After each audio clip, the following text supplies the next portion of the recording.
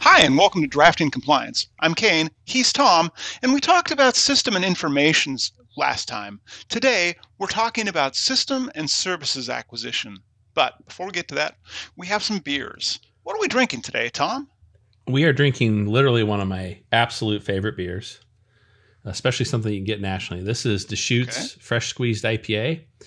And I'll be honest, Kane, I'm a little surprised we haven't tried this. And we may get somebody who chimes in and says we have tried this already, but I couldn't find evidence of it. So this is an IPA that kind of balances the fence between a West Coast and a hazy New England IPA. So it has some attributes of both. There's some kind of thing on it. I'm not sure if it comes through on the label, but there's some kind of thing being squeezed. What is that supposed to be? Yeah, that's a hop. Oh. So IPAs are known for their hoppiness, right? So that's a hop, and it's indicating that it is squeezing every bitter note out of that hop, or tasty note, depending on how you look at it. At least if it's bitter, I feel that sounds promising. This is a bottle, and a friend of mine actually got me some new coasters for my birthday recently. I'll zoom in there. It's got a little fox on there, which is very cool. I've been trying to figure out what type of wine bottle you open with these, though, Tom. And I think I have figured it out. I think that this is actually, hey, look at that. This works as advertised. Okay, cool. Yeah. I'm going to open mine. This is 6.4%, so it's a little bit high on the ABV, but certainly doesn't challenge us like some. And what I think is curious is Deschutes puts the IBU rating on their cans. The robot lady just decided to chime in with apparently a theme song here. So hold that thought for a second. Let's just unplug that. There we go. Goodbye now. That hasn't happened before. That's new. I'm just going to pick right back up. Cool. So am I. So this has got quite a head on it, and smells kind of orangey. Yep, for sure. Citrusy. This chimes in at 60 IBUs, which are the International Bittering Units. Deschutes always puts that on the bottle, which I think is interesting. Okay. You're right. It has a very gold amber look to it. It always pours with a beautiful head on it. Yeah, yep. That's that hazy little bit to it. Mm-hmm. I love your interpretation, though. Definitely has some citrus notes. Maybe a little pineapple in there? Maybe a little bit of pineapple. Maybe something. I've learned now not to put my nose all the way into the glass because that is problematic. You've gotten so big, Kane. Let's should we try a sip? I'm excited. Yeah, there's something else in there, but I just can't put my finger on it. But something herbal. Anyway, herbal. Okay. Something herbal in there. I'm just not sure what. Anyway, let's have a go.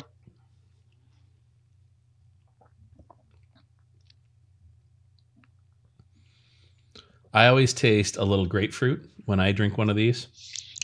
I think it's a little. It's got that bitter side of grapefruit to it. It's definitely got bitter. Tell me, Kane, does this coat your tongue? Does it invite you back for more? It invites you back for more, Tom. I've yet to see a beer that does not invite you back for more. There are some. Oh, okay. We might have to try some of those on the show, actually. This just. I'm going to take another sip. It doesn't really say a lot.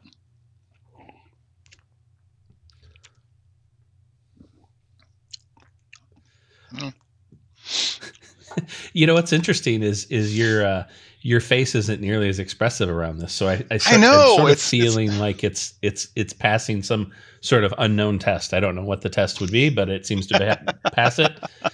I do taste some complexity in this beer.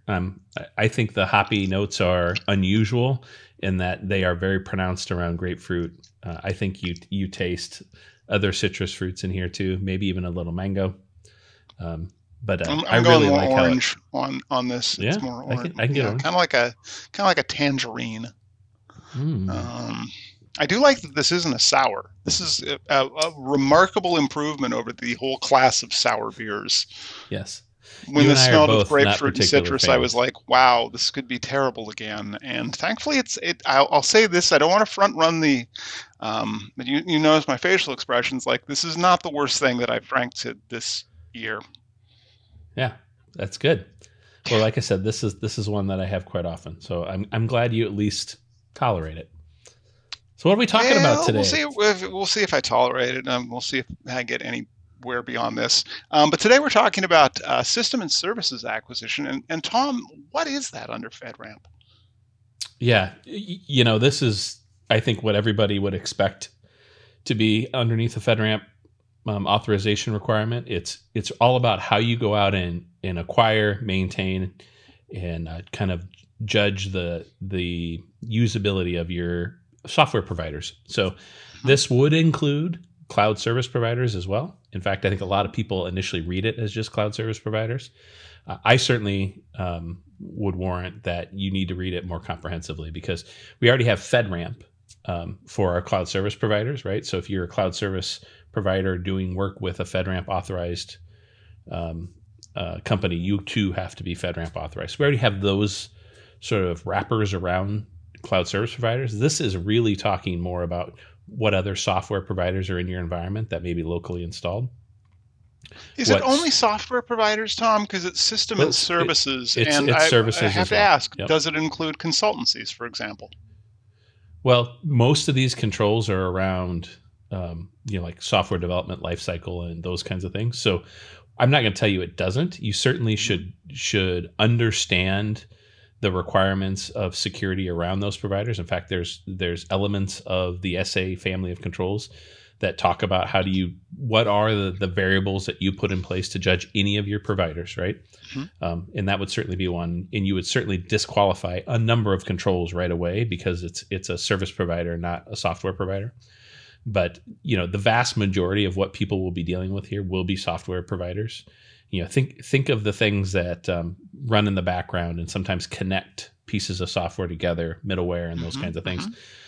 These are the things that come to mind for me because it's often what brokers the data inside of an authorization boundary. So it's a lot in a little bit of controls. So there's a handful of controls here. There is a relative small amount of prescriptiveness associated with these controls. So it leaves a lot to be interpreted and designed. I did notice that with this one. Yeah, it seems to be a little more open than the other ones. But it's going to be around software. And this is, again, it feels adjacent to software supply chain. Let's dig into this one a little bit more. Can you elaborate a little bit more how like the updated system and services acquisition controls are actually dealing with the evolving threats that we're seeing in the supply chain today? Sure. I mean, I think when you look at Rev 5 in general, it's taken big steps to secure supply chain, and this is just another piece of supply chain. In fact, there's discussion out on the etherwebs about whether or not this should have been rolled right underneath supply chain because it's definitely intertwined. So we see a concerted effort by the federal government to say, hey, we understand that supply chain in all its forms is a likely vector for threat. So let's extend our controls. So this is an effective, I would say, major first step in doing so. But I would expect that as we indicated, there's a relative small amount of prescriptiveness. I would expect that prescriptiveness to come in future iterations. So I expect this to be sort of the baseline, and I expect that we will see more effective controls with the language already provided that come in here. So I was thinking about this as we were getting ready to record today's show, and I saw a market report saying that 1 out of every 4 applications was currently still susceptible to Log4j. And for those of you who might, I don't know how you might not have, but just in case you missed it, Log4j was a vulnerable software component from 2+ years ago that kind of spread around, information about it spread like wildfire around the internet, and threat actors decided to YOLO it at one point, where we had mass exploitation. And it was very difficult for software providers to actually know how to disclose to their customers if they were vulnerable, and if you were a customer, it was very hard to know if you had Log4j, which caused all kinds of chaos. Is something like this system and services acquisition going to really help with that, given that we are talking about the software supply chain, Tom? Well, there's a number of things I would say that help with that. Certainly, much of what is underneath this family of controls is you collecting evidence and documentation around your providers, including known vulnerabilities. So it puts a ownership back on the consumer to find that documentation, right? But if you go and you look at other families of controls, right, that puts the ownership back on the provider as well. So it's really kind of an agreement that there's two hands here, and both of them have a part to play. Right. So you need to be paying attention. Model. Yep. You need to be paying attention and collecting those things. And I automatically think of, I don't know if you've ever read a Cisco caveat report on an iOS. But, oh dear. But one thing Cisco did very, very well is acknowledge that, hey, there are problems in our code, and some code may be better for you than other code. And they delineate it very clearly in every iteration of their software. That's the sort of granularity that they're hoping you can get to with your providers. Like, we know that we use an outdated version of some piece of openware, right? Right, or using languages that are not memory safe, right? I think we're starting to see a recognition that's probably example. A bad thing. Yep. And it's really, once you know that, it recognizes that you can put your own controls around that, right, to limit the exposure. And that's really what much of this is about. It's understand what you can about those providers and put controls around those providers as needed. Okay. And so then, in your opinion, what are really the long-term implications of these updates on cloud security and also on federal data protection standards? Right. I think what the really long-term implication is you need to recognize that all security frameworks, not just FedRAMP, are going to put more focus on these things, specifically supply chain and supply chain peripheral or adjacent items. And you can expect that your maturity around those is going to be tested. So I would strongly recommend that everybody has a really substantial program for managing providers in their organization, but expect that you're going to grow upon that baseline. And that's really the implication here to me. I think anytime you can go back and sort of reflect on how NIST has matured over the decades, and remember FedRAMP is based upon NIST, it generally starts with hey, we've been thinking about this as a set of controls that we need to have. And then if you look at the next iteration, it's, remember that thing we were thinking about? We've thought a lot more about it, right? And now we have very specific things. We've talked with threat actor analysts out in the wild, and we understand now what we need to do to specifically secure against these things. That's going to happen with this. FedRAMP's based upon NIST. NIST is going to mature. FedRAMP's going to take that language over some period of usually years and mature it as well and add it right into the program. So we'll see that happen. But it also sounds like there's going to be an onus on software providers to change how effectively they're communicating their risk profile to their purchasers and to those inside of their own supply chain, even if they're not FedRAMP themselves. Like if you want to do FedRAMP and you want to use a component that is not from a provider that is FedRAMP, maybe it's an on-premises component or some like software library, some kind of widget, they're still going to have to be able to answer a level of questions that we previously haven't seen before, right? Yeah, that's right. I mean, Kane, we're a software as a service provider ourselves, right? Hyperproof, that's what we do.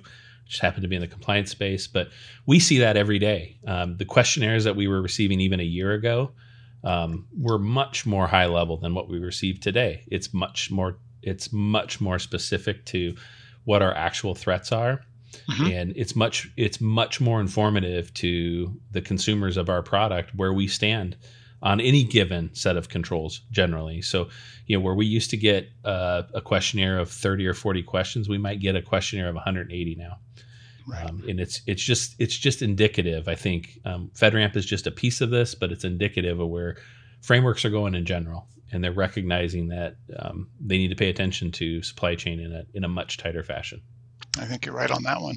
And if you're watching and if you're enjoying this conversation on YouTube, ring the bell to get notifications about my quest to finally find literally any beer that's drinkable. Or you can subscribe to this podcast in your podcast app of choice to make this part of your monthly routine. And Tom, I also wanted to ask some specific questions about controls. I want to start up towards the top. Let's start with SA2. How effectively does SA2 control really guide organizations in allocating their resources for security and systems and services acquisition?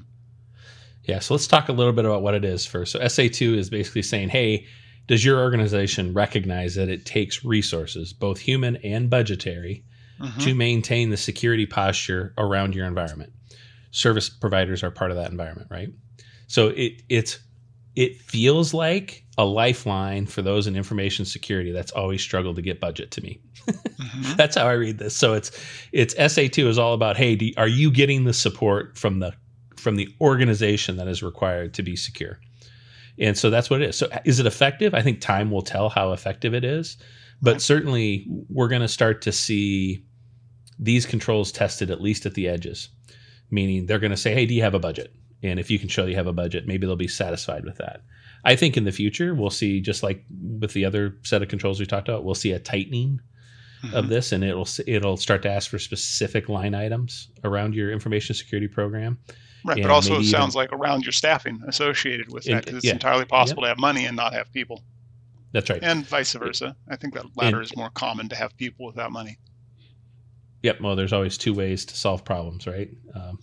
Throw humans at it or throw money at it. And sometimes it's a little bit of both. But yeah, I think we'll see a maturity on this as well. I think it'll become more effective. I think right now it's asking you to think about this, and it's asking you to make sure you have some sort of plan around it. I mean, it's only, I think SA2 is maybe three line items of control is all. So there's not a lot underneath it, but it certainly is interesting to say, we now have a security framework that is pushing how we resource our group. That's an interesting change of events for me. It is, and we also have to document that. And something that's been throughout the entire series here, we've talked about the onus of documentation. And so what are some of the challenges that organizations really face in maintaining comprehensive and updated system documentation as required by SA5? Yeah, SA5 is a pretty comprehensive set of controls. This is saying, hey, are you going out there and are you collecting the required documentation to make sure that you understand the providers that you have in your environment, and what are the vulnerabilities, what are the user use cases, what are the methodologies for user interaction and authentication, all of that. It's a set of documentation that you generally go and collect anyway, but there might be some prescriptiveness here that you're not used to seeing. That's a big difference. I do think it's a pretty effective set of controls. I think about how we manage vendors in our environment, right? We have the vendor module underneath Hyperproof, and we have all the proof that you can slot underneath it. This is really telling you, hey, what proof do you need to go get and slot underneath this, and how often do you need to review it? To me, it will become a much more stringent set of controls over time too. I think we'll see, specific SDLC documentation required. I think we'll see drawings required. Right now, it's pretty high level, but there is a little bit of prescriptiveness in it. So again, as time progresses, we're expecting that FedRAMP is going to become more prescriptive and less interpretive, probably based on what 3PAOs are giving for feedback, right? That's correct. And one other thing I'd say on SA12 is there is a challenge associated, or SA5, I'm sorry. SA5. There is a challenge. Yeah. There is a challenge associated with any information security team and the required documentation that they already have in place, right? It requires somebody to stay on top of expiring documentation, know when a SOC 2 expires, know when the latest vulnerability report gets released, all of those types of things. So we already have in most organizations sort of the muscle for this set of controls. This is really about exercising it to a level that you're not used to exercising it. So if you don't have a comprehensive program already for the things that you wanted to collect, this is going to become painful. You need to have that built out in your organization because this is extending that list. Right, and it sounds like also a lot of those tasks could be automated, at least partially, to 100%. ensure that Yep. people are getting reminders that, hey, this thing that you have to go do manually to proof, to produce proof or to update your proof, you have to go perform that task, right? That's correct, and we can certainly help with that. Yeah, that's very true. I wasn't thinking so much that. I was just thinking like there's a whole bunch of there's manual work here to maintain this comprehensive set of documentation, and some of that automatically we can pull with hyperproof and hypersyncs and other things that are going to require human effort. The other one that I want to talk about, Tom, you skipped SA12. I'm going to shuffle past that one. I want to talk about SA15. How does SA15 really change how organizations need to work with their software providers? Yeah. So traditionally, I would say most organizations consume software and they didn't even use an ounce of their capability to read the EULA, Mm-hmm. look at how something's developed, understand the bits and pieces associated with it. I'm sure you can tell stories, and I certainly can, about coming across a piece of software that has some piece of very insecure ancient code in it, right? Log4j, anybody, for example? Log4j would be a great example, or default database passwords that are built right in. It's just stuff like that. That's what this set of controls is about. It's you now have to extend your expectations for secure software to the development team of the provider. That's what this is about. So you need to require that they have explicit security and privacy requirements built into their software. You have to make sure that they'll provide documents that provide you their process for change and vulnerability scanning and those kinds of things. So you're really pushing controls that you already do maybe in your own environment, but you're pushing them to your service providers. So to me, it's a paradigm shift that I don't think most organizations do today. And certainly there isn't well-established protocol for this level of scrutiny. So again, you're going to see questionnaires morphing to meet the Rev 5 changes, and you're going to see more detailed diligence occurring between consumer and provider. I could see that also ultimately affecting the relationships between software providers, where if a software provider is unable or unwilling to produce and provide that level of documentation for that level of assurance, it might be a reason to decide to not use them in the future, just because it would materially make it far more difficult to, well, first of all, have trust in them if they're unwilling to share things like that feel adjacent to best practices, if they're not best practices quite yet. But also it would be hard to maintain a FedRAMP moderate state if you can't obtain those documentational evidence. That's right. I mean, we are definitely in an environment of zero trust, right? I mean, that term has been thrown around for a decade now, or nearly. Yeah, not in the marketing term either. We're talking about relationships at this point. That's right. And you can't afford, you literally can't afford the reputational loss because you selected a provider with known vulnerabilities. This is about you overcoming what used to be a handshake level of trust and establishing a documented, diligent level of trust. Right. All right. Well, I think we've pretty much covered everything other than the beer, which was the Deschutes IPA, and of course the proof that I now know how I have a way of opening beer bottles. It's cute. I'm going to have another sip of this one. Tom, do you want to go first? Oh, you said I think you've got some bias here. I think you've had this one before repeatedly. I do have a bias, so I can go really quickly. This is a beer I keep in my fridge almost all the time. I particularly like it when Deschutes has a multi-pack, so I'll buy a 12-pack that has 4 of their different beers. All of their IPAs are really tasty. So this is a good one. This is particularly good in the summer at an outdoor patio somewhere. It's delicious. It's hoppy, so if you don't like hoppy, this isn't going to be for you. And like I said, it straddles that West Coast New England fence a little bit. I'm going to give this an 8. I love this beer. See, it's funny because the citrus profile on the nose has increased as it's aerated over time. It's just kind of, I'm thinking of like how wine oxidizes over time, which is why we put our wine in blenders or aerators if you want to be precious about it.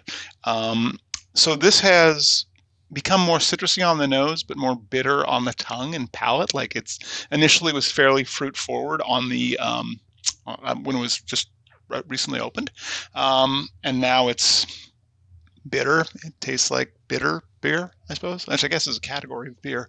I don't like it nearly so much as when I opened it to begin with. I was thinking this was like better than I'd anticipated. So if I think, Tom, is that the term you use, sessionable? Is that correct for this beer? Sessionable is a beer that you can sit down and just drink. Okay, So, all right. one after the Because this other. this So feels generally like the kind of beer 6.4. like you want to get through fairly quickly. Otherwise, it's going to have that lingering, like the flavor characteristic changes over time. Might be easier just to neck it as opposed to actually letting it. It doesn't feel like it's going to be a long-term sipper. That's my impression of it. Yeah. In terms of a That score, was a tremendous amount of analysis there. well, it was. I It's appreciated changed it over from beginning time. to end. But yeah, I love the wine connoisseur's take on beer. It's amazing to me. At some point, you and I are going to have to sit down and have wine again and talk about that. But in the meantime, I'm going to give this a. Geez, I've never given half points, and I'm not about to start today. It had a different rating at the beginning of the show. I'll tell you that much. This is now a 4. Okay. It is a 4, a solid 4. Nice. Like I said, it would have been better at the top of the show, but we do our reviews at the end of the show to see how things go. And with Well, that, that's. Go ahead, Tom. I was gonna say it might be indication that you just drink it too slow. So the problem might be you, Kane. It might not be Probably the the beer. problem. Yeah, it's definitely a me problem. And with that, that's all for today. So if you think you know a beer that I'd like, or if you have a FedRAMP question, drop it in the comments below. I will say this episode was thanks to a viewer asking if we could do an episode on system and services acquisition. So thank you so much. If you do have a FedRAMP question, drop it in the comments. Remember to like our YouTube and our LinkedIn pages to hear live interviews with information security professionals. With that, everyone, thanks so much.